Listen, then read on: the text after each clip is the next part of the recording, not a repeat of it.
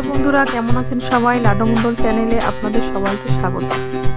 বন্ধুরা, চানা মশলায় আপনারা অনেকে অনেক রকমভাবে বানিয়ে খেয়ে দেখেছেন, তবে এইভাবে একটু বানিয়ে খেয়ে দেখবেন, আশা করি আপনাদের ভালো লাগবে।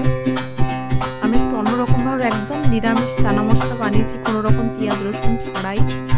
যেটুকু ন্যূনতম মশলা আমার প্রয়োজন সেটুকু আমি এখানে নিয়ে নিয়েছি।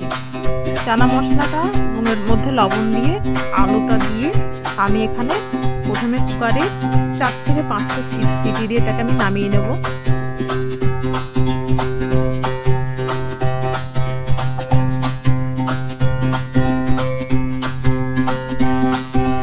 এখানে মশলা নিয়েছি, গরম মশলা, জিরে রয়েছে, টমেটো, আদা কুচি, বাদাম, শুকনো লঙ্কা, ব্যাস এটাই আমার মশলা।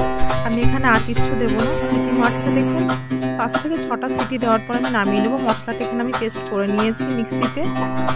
আমার এদিকে চানা সেদ্ধ হয়ে গেছে। দেখুন বন্ধুরা, চানা মশলাগুলো কত সুন্দর সেদ্ধ হয়েছে দেখুন। ব্যাস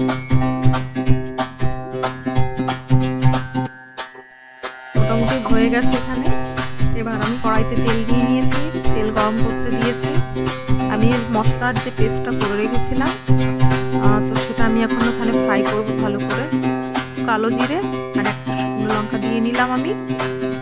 ব্যাস এবার মশলাটা দিয়ে ভালো করে আমি এখানে কষিয়ে নেব।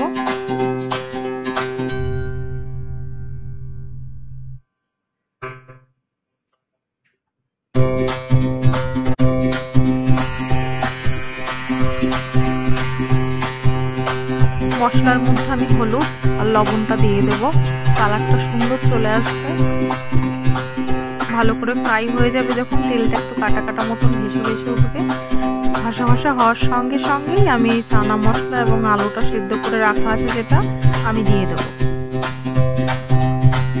খুবই সহজ এবং অল্প সময়ের মধ্যে করে নিচ্ছি। সবাই তো চানা মশলা অনলি মাত্র শুধু মানে মশলা দিয়েই করে, আলুটা দেয় না।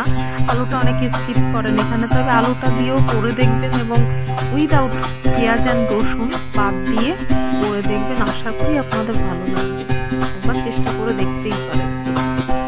আর যদি আপনাদের এটা ভিডিওটা ভালো লেগে থাকে অবশ্যই একটা লাইক, কমেন্ট অ্যান্ড শেয়ার করে দেবেন এবং আপনাদের মতামতটা অবশ্যই জানাবেন।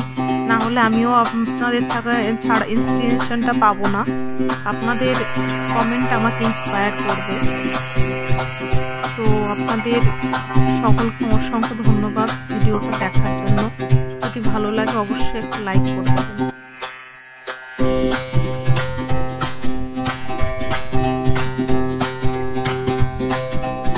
দেখুন এটা এবার আমি মোটামুটি ফোটাতে দিয়েছি।